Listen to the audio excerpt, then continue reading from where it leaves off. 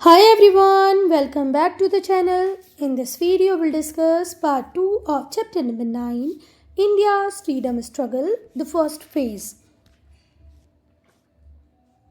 बेटा यहाँ तक हम लोग पढ़ चुके हैं पार्ट 1 में. पार्ट 2 हम स्टार्ट करेंगे इस टॉपिक से, इल्बर्ट बिल कंट्रोवर्सी. तो कौन थे इल्बर्ट और क्या थी इल्बर्ट बिल कंट्रोवर्सी?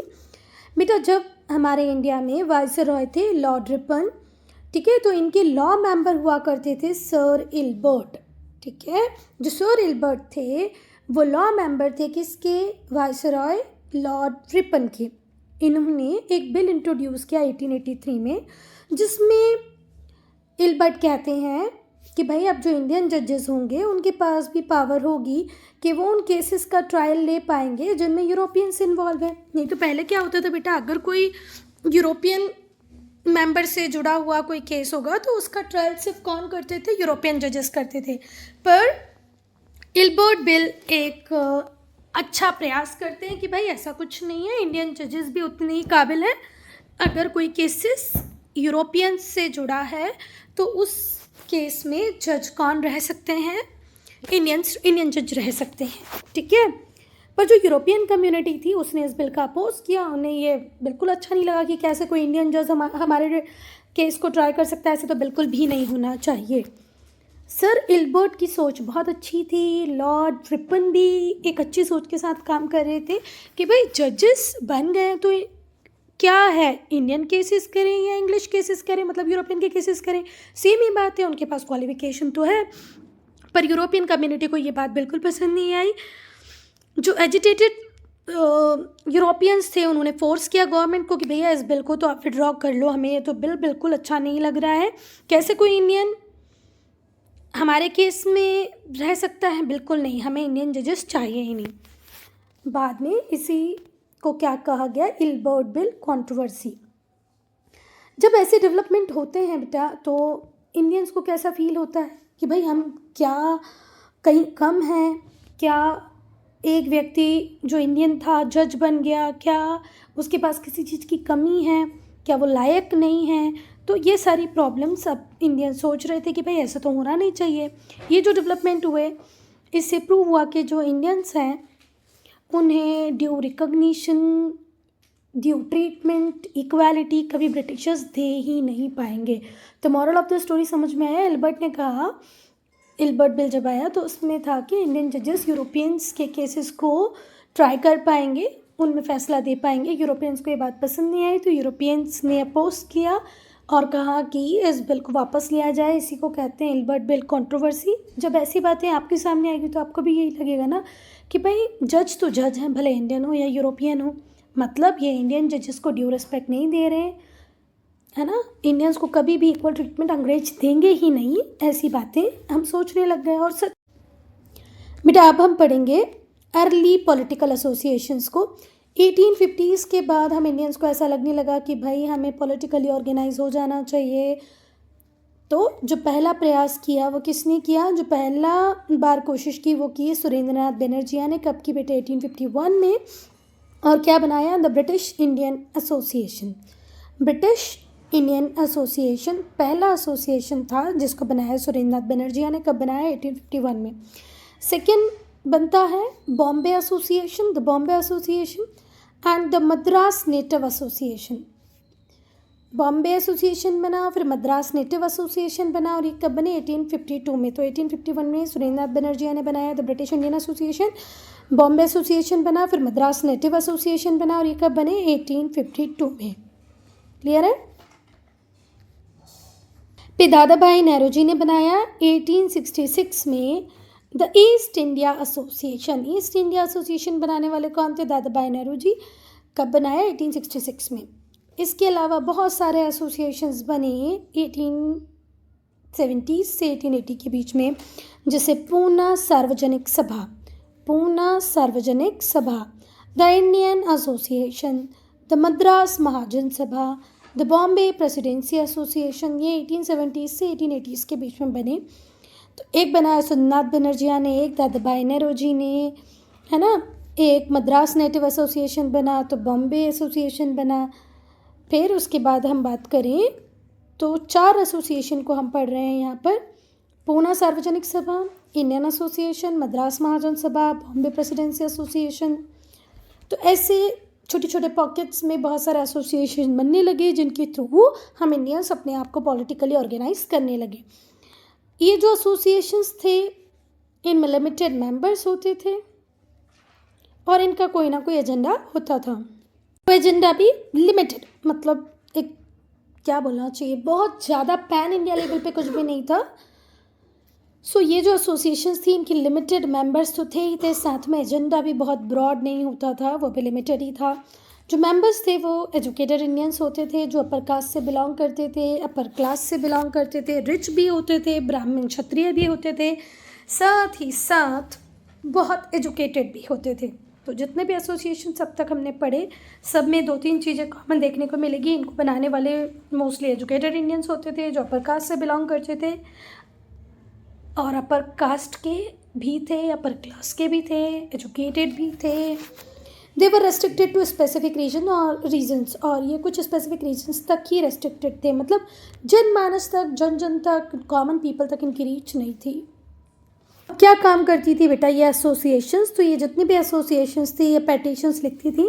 जिससे हम लोग एप्लीकेशन लिखते हैं तो एप्लीकेशन जैसी ही पेटिशंस होती हैं, पर पेटिशंस पे साइन बहुत सारे लोगों के होते हैं। मतलब जब आप स्कूल के लिए एप्लीकेशन लिख रहे हैं तो आप अपनी प्रॉब्लम्स को बताएंगे, अपनी फ़ीस माफ़ करने के लिए या अपनी बुखार की, अपनी तबीयत की बात करेंगे। पर जब पेटिशंस होती है तो वो कॉमन होती हैं, मतलब हमारी कॉलोनी में, हमारे एरिया में ये सारी प्रॉब्लम्स हैं। तो पेटिशंस लिखते थे किसको?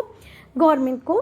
ये चाहते थे कि भाई कोई पॉजिटिव चेंज आए थ्रू दिस पेटिशंस, मतलब बार बार ये गवर्नमेंट को रिक्वेस्ट करते थे कि भाई कुछ कीजिए।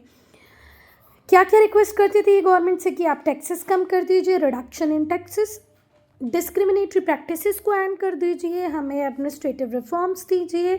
सो ये जो पेटिशंस लिखी जाती थी सरकार को, इसमें ये लोग क्या मांगते थे कि भाई टैक्स कम कर दो, ये जो भेदभाव वाली प्रैक्टिस आप करते हो ये कम कर दो, बढ़िया प्रशासन व्यवस्था लेके आओ। और इन्हें कहीं ना कहीं भरोसा था कि सरकार कहीं ना कहीं कुछ अच्छा तो करेगी। साथ ही साथ जो गवर्नमेंट होगी वो अलाउ करेगी इंडियंस को कि वो ज़्यादा से ज़्यादा एडमिनिस्ट्रेशन में पार्टिसिपेट कर पाए। पर गवर्नमेंट ने प्रॉपर रिस्पॉन्ड किया ही नहीं कभी इन पेटिशंस को।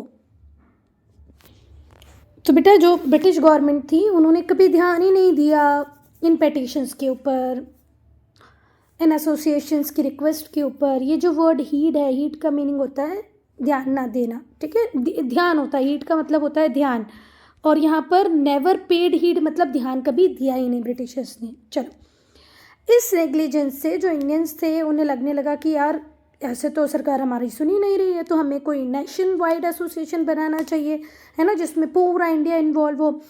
तो अब ऑल इंडिया एसोसिएशन की बात होने लगी। लोगों को लगने लगा कि अगर हमें सरकार के ऊपर प्रेशर बनाना है, कुछ रिफॉर्म लाना है, मतलब कुछ सुधार करवाने हैं, कोई रिफॉर्म लाना है, तो अब हमें किसकी ज़रूरत है? All India association. तो बेटा पहली ऐसी ऑर्गेनाइजेशन बनेगी या पहली ऐसी कॉन्फ्रेंस होगी वो होगी इंडिया नेशनल कॉन्फ्रेंस। ये कहाँ पर हुई? कलकत्ता में हुई। कब हुई? 1883 में हुई। जैसे ऑर्गेनाइज करने वाले थे सुरेंद्रनाथ बनर्जिया। एक और कॉन्फ्रेंस करवाते हैं सुरेंद्रनाथ बनर्जिया, कहाँ पर? कलकत्ता में। वो कब करवाते हैं? 1885 में। हम पढ़ेंगे हमारी इंडियन नेशनल कांग्रेस को, जैसे आज हम मोर विजिबल देखते हैं किसके रूप में? राहुल गांधी के रूप में, सोनिया गांधी के रूप में। ये वही कांग्रेस है बेटा, है ना? चलो, तो इंडियन नेशनल कांग्रेस, इसे बनाने वाले थे एलान ऑक्टावियन ह्यूम। कॉमनली ऐसे कहते हैं A.O. ह्यूम, पर पूरा नाम भी आप याद रखेंगे, एलान ऑक्टावियन ह्यूम। ये एक रिटायर्ड ब्रिटिश ऑफिसर थे जिन्होंने बनाई Indian national Congress.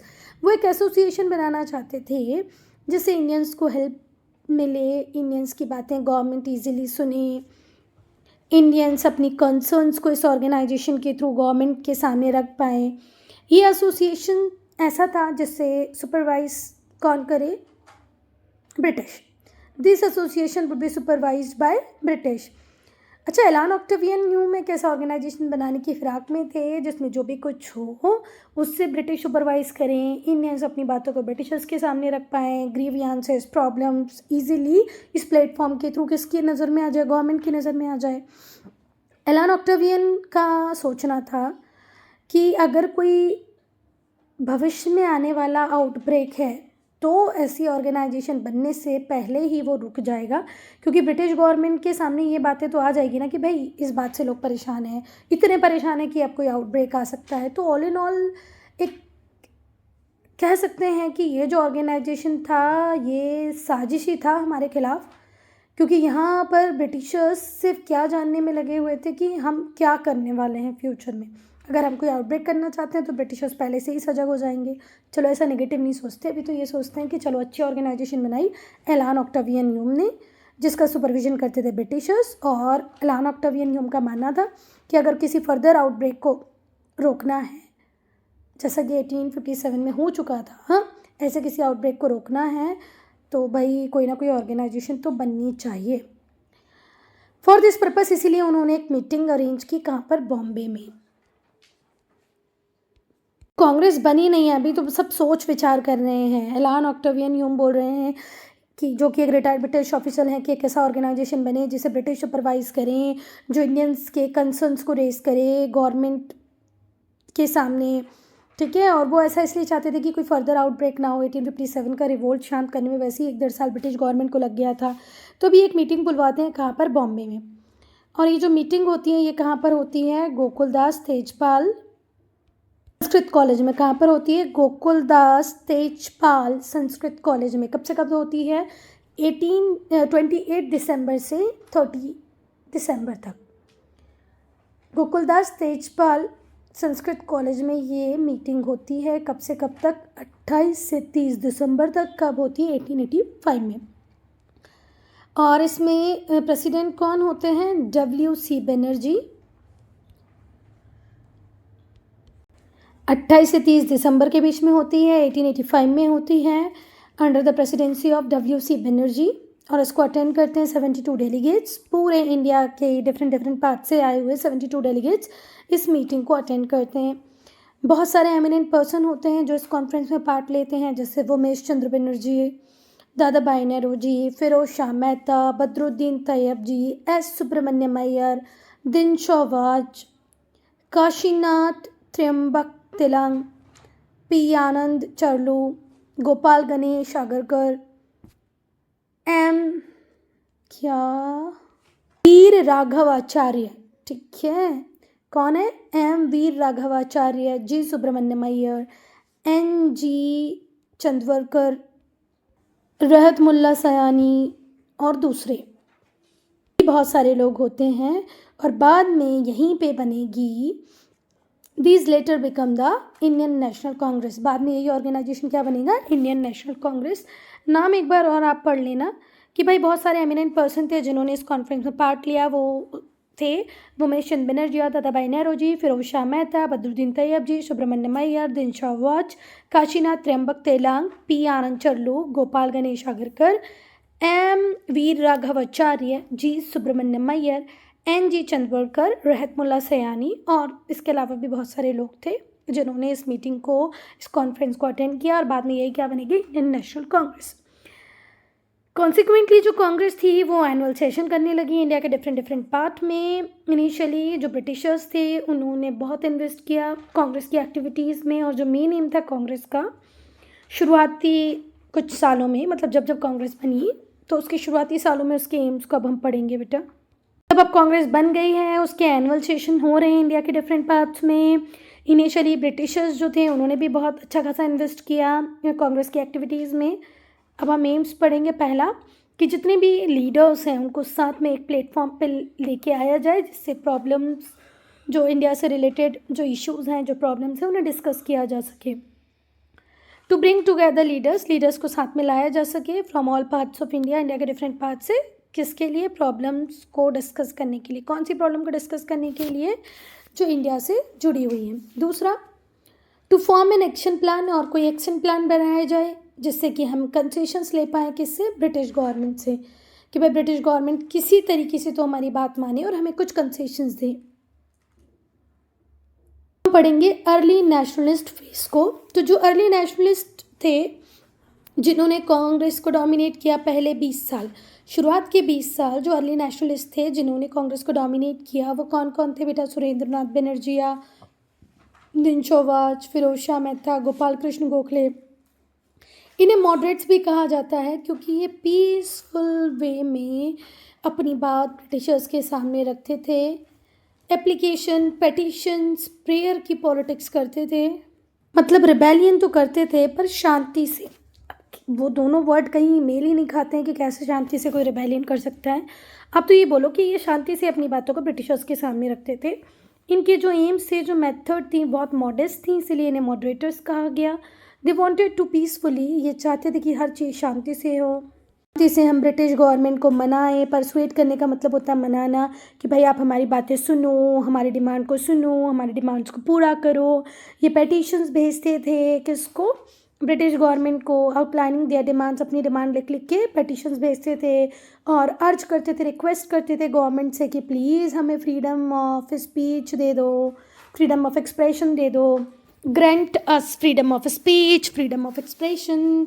Welfare program को एक्सपांड करो, एजुकेशन को स्प्रेड करो, एजुकेशन को कॉमन पीपल तक पहुंचाओ। पहली डिमांड थी हमें फ्रीडम ऑफ स्पीच दे दो, फ्रीडम ऑफ एक्सप्रेशन दे दो। दूसरा, वेलफेयर प्रोग्राम को एक्सपांड करो, जन कल्याण के काम ज़्यादा करो, भुखमरी से, फमाइन से जो लोग मर रहे हैं उनको बचाओ। एजुकेशन को स्प्रेड दो, मतलब स्प्रेड एजुकेशन। इंडियंस को रिक्रूट करो हायर पोस्ट पे, एडमिनिस्ट्रेशन में, लोअर पोस्ट में हमारे लिए बहुत सारी वैकेंसी होती थी, पर हायर पोस्ट यूजुअली किसके लिए रिजर्व की जाती थी? ब्रिटिशर्स के लिए। तो हम पेटिशन लिख के उनसे ये भी बोलते थे कि भाई हमें भी हायर पोस्ट आप दो, हमें ज़्यादा पावर दो लेजिस्लेटिव काउंसिल्स में, ज़्यादा से ज़्यादा इंडियंस को हायर करो काउंसिल्स में। सिविल सर्विस का एग्ज़ाम इंडिया में भी कराओ। पहले सिविल सर्विस का एग्ज़ाम सिर्फ इंग्लैंड में होता था। जब सुभाष चंद्र बोस वगैरह ICS पास किए थे तो बेटा वो लंदन जाकर ही एग्ज़ाम दिए थे। तो हम कह रहे थे कि भाई अगर ICS का एग्ज़ाम, इंपीरियल सिविल सर्विसेज का जो एग्ज़ाम है वो इंडिया में रिक्रूट करने के लिए हो रहा है लोगों को, तो इसको लंदन में क्यों करवा रहे हो? आप इंडिया में भी करवाओ तो ज़्यादा से ज़्यादा इंडियंस इसमें पार्ट ले पाएंगे। अपनी इकोनॉमिक पॉलिसीज़ को बदलो, इस तरीके से बदलो कि भाई कुछ हम इंडिया के बेनिफिट में भी पॉलिसीज़ बनाओ। हमारी इंडियन इंडस्ट्रीज़ को तो तुम पूरी तरह ख़त्म करते जा रहे हो, तो उनके बेनिफिट के बारे में सोचो। Cut down military expenditure. अच्छा, अंग्रेज क्या करते थे? चाहे जहाँ लड़ते थे, बहुत लड़ते थे अंग्रेज, तो अंग्रेज जहाँ जहाँ लड़ते थे वहाँ हमारी आर्मी को ले जाते हैं, हमारे पैसों पे वो लड़ते थे। तो हम बोल रहे थे कि भाई इतना मिलिट्री एक्सपेंडिचर नहीं करो, थोड़ा सा इसको कम कर। लास्ट पॉइंट है शायद 9th point, stop impoverishing India by draining the wealth to drain.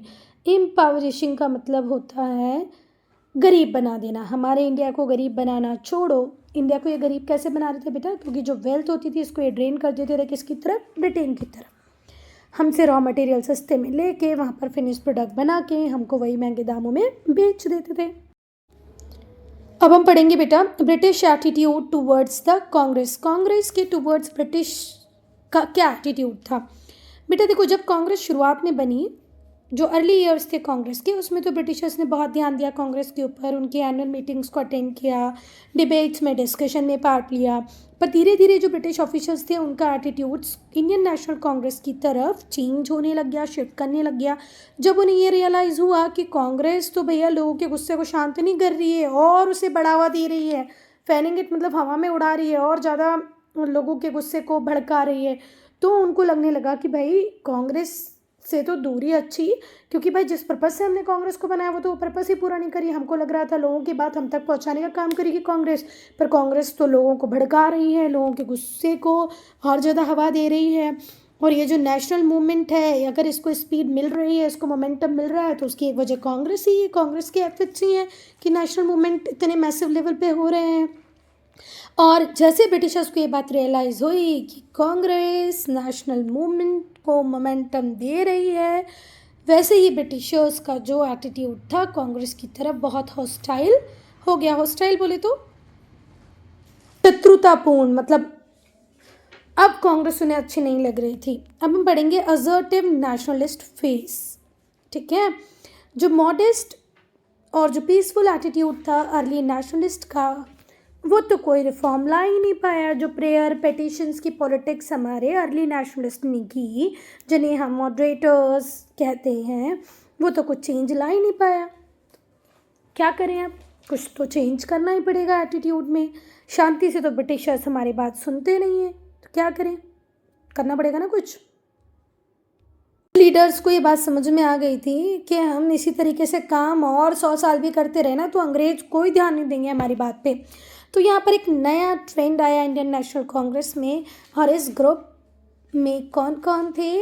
Lala Lajpat Rai, बाल गंगाधर तिलक और बिपिन चंद्र पाल। सम लीडर्स रियलाइज दिस, कुछ लीडर को रियलाइज़ हो गया कि शांति से तो बात नहीं बनेगी, प्रेयर पेटिशन से कुछ नहीं होगा। तो यहाँ पर एक नया ट्रेंड आएगा इंडियन नेशनल कांग्रेस में, और ये जो ग्रुप होगा इसमें कौन लोग होंगे? लाला लाजपत राय, बाल गंगाधर तिलक और बिपिन चंद्र पाल। ये जो ग्रुप होगा वो असर्टिव नेशनलिस्ट का होगा, रेडिकल्स का होगा। इन्हें रेडिकल्स भी बोलते हैं और असर्टिव नेशनलिस्ट भी बोलते हैं। देखो, पहले जब हम लोग पढ़ते थे तब तो हमने इसको रेडिकल ही पढ़ा है, पर अब रेडिकल को थोड़ा सा नेगेटिव कॉनोटेशन में देखते हैं तो क्या कहा गया है, इन्हें एक नया नाम दे दिया गया, वो है असर्टिव नेशनलिस्ट। और इन्हें पॉपुलरली कहते हैं लाल बाल पाल। पाल बोले तो बिपिन चंद्र पाल, बाल गंगाधर तिलक बाल, और लाला लाजपत राय लाल, असर्टिव नेशनलिस्ट थे। ये जो ट्रायो था तीनों का, ये बैठे हैं हमारे तीनों नेता, बाल गंगाधर तिलक, लाला लाजपत राय, बिपिन चंद्र पाल। ये जो ट्रायो था ये अब अर्ली नेशनलिस्ट फेस के जो लीडर्स थे उनकी अप्रोच को चेंज करने की बात करता था कि भाई ऐसे नहीं मान रहे अंग्रेज तो चलो ऐसे करके देखते हैं। लोग अपनी अप्रोच को लेकर के बहुत ज़्यादा रेडिकल थे, अपनी ऑब्जेक्टिव्स, अपनी मेथड, सब में आपको एक तेज़ी देखने को मिलेगी, एक रेडिकल अप्रोच देखने को मिलेगी। ठीक है, ये ब्रिटिशर्स को एक स्ट्रॉन्ग मैसेज देना चाहते थे थ्रू स्ट्राइक्स, बाइकॉट। जितने भी ब्रिटिश इंस्टीट्यूशन थे, गुड्स थे, उनके बाइकॉट की बात इन्होंने की, स्ट्राइक की बात इन्होंने की, मास डेमोन्स्ट्रेशन की बात की, और इन सब के थ्रू इन्होंने एक स्ट्रॉन्ग मैसेज रखा किसके सामने? ब्रिटिशर्स के सामने। क्या क्या करके? स्ट्राइक करके, फॉरेन इंस्टीट्यूशन और गुड्स का बाइकॉट करके, मास डेमोन्स्ट्रेशन करके इन्होंने एक स्ट्रॉन्ग मैसेज ब्रिटिशर्स को भेजा।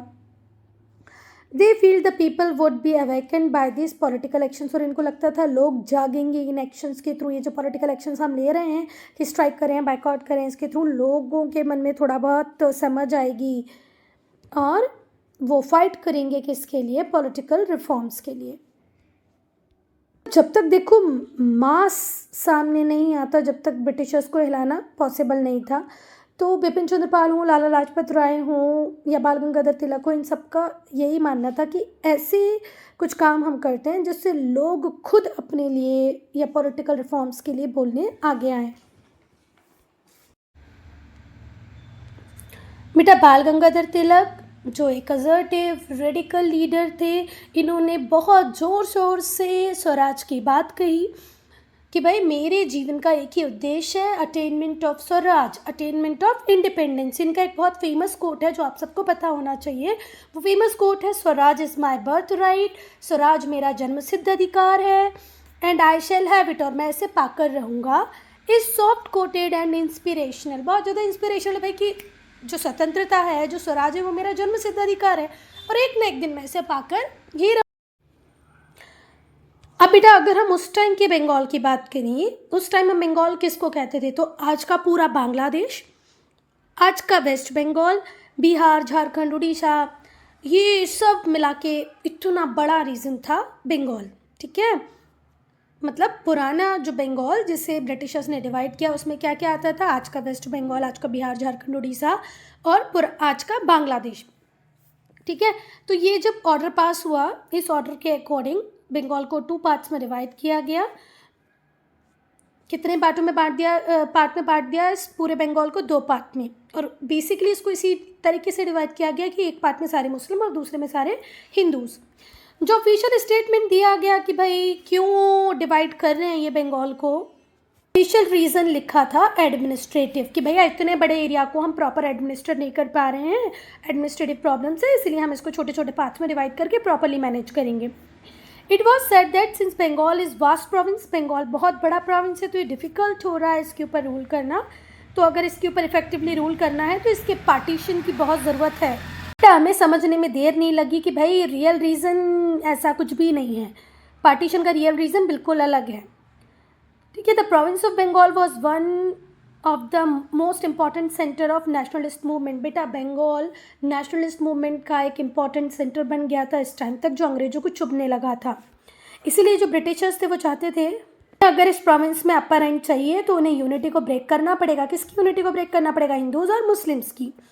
इसलिए उन्होंने बंगाल को डिवाइड किया। ईस्ट बंगाल, जिसे आज हम बांग्लादेश कहते हैं, पहले ईस्ट बंगाल ईस्ट पाकिस्तान भी बना 1947 में। जब इंडिया पाकिस्तान डिवीज़न हुआ तो आज का बांग्लादेश क्या बना था बेटा? ईस्ट पाकिस्तान। फिर 1971 में with the help of Indira Gandhi ये क्या बन गया? बांग्लादेश। क्लियर है? चलो, so Britishers divided Bangladesh into two, one is for Hindus and other is for Muslim. Clear है? तो ईस्ट बंगाल आज का बांग्लादेश है, जहाँ मेजॉरिटी पॉपुलेशन मुस्लिम थी और रेस्ट प्रोविंसेस में हिंदूज रहे। जो पार्टीशन था बंगाल का, उससे बहुत क्रिटिसिज्म मिला। हमारे जितने भी नेशनलिस्ट थे, जितने भी हमारे लॉरिएट्स थे, स्कॉलर्स थे, उन सबको पता था कि बेसिक मोटिव एडमिनिस्ट्रेशन तो नहीं है। तो उन्होंने भर भर के क्रिटिसिज्म किया। हर व्यक्ति ने इसको अपोज किया। पब्लिक मीटिंग होने लगी, डेमॉन्स्ट्रेशंस होने लगे। जो डिफरेंट कम्युनिटीज़ के लोग थे वो साथ में आने लगे, सॉलिडारिटी यूनिटी को शो करने लगे। हिंदू मुस्लिम दोनों साथ में आए इसके अपोज में। डिफरेंट कम्युनिटीज़ के लोग थे, उन्होंने टाई किया सेक्रेट थ्रेड को, ईच अदर रेस्ट, मतलब हिंदू ने मुस्लिम को, मुस्लिम ने हिंदू को, और सॉलिडारिटी और यूनिटी को शो किया कि भाई अंग्रेज चाहे भी तो हमें डिवाइड नहीं कर सकते हैं, पर कुछ तो फ़र्क पड़ता ही है और वो फ़र्क पड़ा। ये ऑर्डर इफेक्ट में कब आया? 16 अक्टूबर 1905 में। इस डे को सेलिब्रेट किया as a day of mourning. Mourning का मतलब होता है शोक मनाना। इस दिन पूरे भारत ने शोक मनाया, जितने भी बिजनेसेस थे सब बंद रखे गए। तो जो बंगाल का पार्टीशन था उसने नेशनल मूवमेंट को, अंग्रेज सोच रहे थे वीक करेगा, पर ऐसा हुआ नहीं, जबकि इसने नेशनल मूवमेंट को और ज़्यादा स्ट्रेंथन कर दिया। तो बेटा ये ऑर्डर कब इफेक्ट में आया? 16 अक्टूबर 1905 को। इस दिन को हमने शोक की तरह मनाया, सारे बिजनेसेस बंद रहे। बंगाल के पार्टीशन से ब्रिटिशर्स का ये मानना था कि वो नेशनल मूवमेंट को वीक कर देंगे, पर ऐसा नहीं हुआ, जबकि के नेशनल मूवमेंट और ज़्यादा स्ट्रेंथन हो गई। हम पढ़ेंगे स्वदेशी एंड बॉयकॉट मूवमेंट। स्वदेशी का मतलब क्या होगा बेटा? हम जब हमारी कंट्री में बनी प्रोडक्ट्स को यूज़ करें तो इसको कहेंगे स्वदेशी। बॉयकॉट मतलब हम ब्रिटिशर्स जो भी गुड बना रहे हैं, जो इंग्लैंड से इंडिया में आ रहे हैं, जब हम उन गुड्स को यूज़ करना बंद कर दें तो इसे क्या कहेंगे? Boycott movement. मतलब वो प्रोडक्ट्स जो फॉरेन से आ रहा है हम उसे नहीं यूज़ करेंगे, इसे क्या कहा गया? Boycott movement. और हम इंडिया में बने, इंडियन इंडस्ट्रीज से बने गुड्स को यूज़ करेंगे, उसे क्या कहा गया? स्वदेशी। चलो, 2 methods of struggle arose in backdrop of partition of Bengal. जब बंगाल का पार्टीशन हुआ तो इसके बैकड्रॉप में 2 स्ट्रगल के मेथड्स को हमने ऑप्ट किया। एक था स्वदेशी, दूसरा था बॉयकॉट। स्वदेशी का मतलब होता है ऑफ वंस ओन कंट्री, हमारी कंट्री का खुद का बना हुआ प्रोडक्ट जो हम इंडियंस ने बनाया है। जो स्वदेशी था उसके पीछे जो बेसिक मोटिव या एक आइडिया जो उसके पीछे काम कर रहा था वो ये था, आज से हम सिर्फ उन्हीं गुड्स को यूज़ करेंगे जो मैन्युफैक्चर हुए होंगे कहाँ पर? इंडिया में। और ये जो स्वदेशी और बायकॉट मूवमेंट था, एक मिनट बेटा, बायकॉट तो आया ही नहीं अब तक, हम गलत चले गए थे इसीलिए बोला। चलो, हम इंडिया में बने गुड्स को यूज़ करेंगे क्योंकि इससे इंडियन इंडस्ट्रीज़ को हेल्प मिलेगी। सॉरी मैं यहाँ से सीधे नेक्स्ट पेज पे जंप कर गई थी।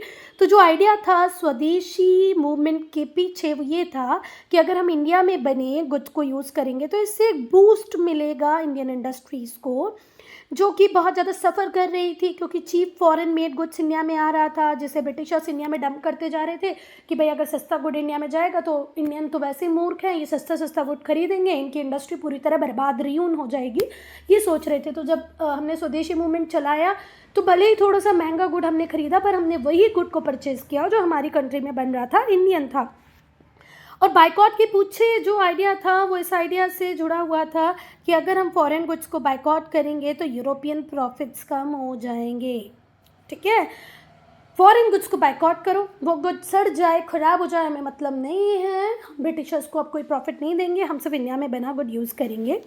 ये जो 2 मेथड्स थी इन्हें साथ में इम्प्लीमेंट किया गया, और जिसकी वजह से इंडियन इकोनॉमी थोड़ी स्ट्रॉन्ग हुई, थोड़ा ग्रो करना चालू हुई। बहुत सारी इंडियन इंडस्ट्रीज़ आई मार्केट में जो हमारी नीड्स को कैटर कर रही थी, इनका प्रॉफिट कम होना स्टार्ट हो गया यूरोपियंस का। ये जो स्वदेशी और बाइकॉट मूवमेंट थी बेटा, ये बंगाल में स्टार्ट हुई और धीरे धीरे करके पूरे इंडिया में फैल गई। फॉरेन गुड्स को बाइकॉट किया गया, इंडियन गुड्स को यूज़ किया गया। फिर से देखो भाई, foreign goods were boycotted and Indian goods were being used. कुछ प्लेसेस पे फॉरेन क्लॉथ्स को ह्यूज बोनफायर्स में जलाया गया, जैसे यहाँ पर बड़ी बड़ी आग लगा ली, लोग अपने घर से गुड्स को लाकर यहाँ पर डंप करते गए। क्यों डंप करते गए? क्योंकि वो फॉरेन गुड था। तो ऐसे बड़े बड़े बोनफायर्स लगाए गए, है ना, लोग अपने अपने गुड्स को यहाँ आकर डंप कर देते, जो भी फॉरेन गुड्स होता। कुछ प्लेसेस पे फॉरेन क्लॉथ्स को जलाया गया बड़े बड़े बोनफायर्स में। People who still wore foreign clothes for criticise, बेटा वो लोग जो अब तक फॉरेन क्लॉथ्स को पहन रहे थे उन्हें बुरी तरीके से क्रिटिसाइज़ किया गया। कुछ वॉशरमैन ने तो मना कर दिया कि हम फॉरेन क्लॉथ्स को वॉश ही नहीं करेंगे। जो स्टूडेंट्स थे, विमेन थी, इन्होंने स्वदेशी और बाइकॉट मूवमेंट में पार्ट लिया।